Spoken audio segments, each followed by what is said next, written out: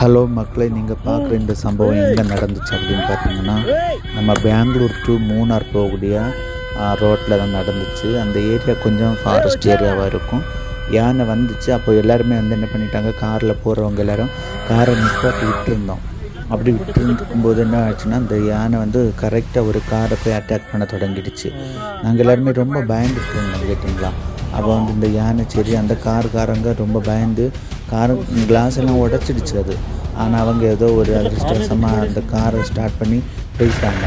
அப்புறம் இந்த யானை வந்து போகும் அப்படின்னு பார்த்தா பக்கத்தில் ஆப்போசிட்டில் இன்னொரு காரையும் போய் அட்டாக் பண்ண தொடங்கிடுச்சு. மக்களையும் ரொம்ப பயந்துகிட்டே இருந்தோம். ஏதோ கடவுள் புண்ணியத்தில் எல்லாருமே ப்ரேயர் பண்ணி அந்த யானையை வந்து விரட்டுறதுக்கு தான் நாங்கள் பார்த்துட்டு இருந்தோம்.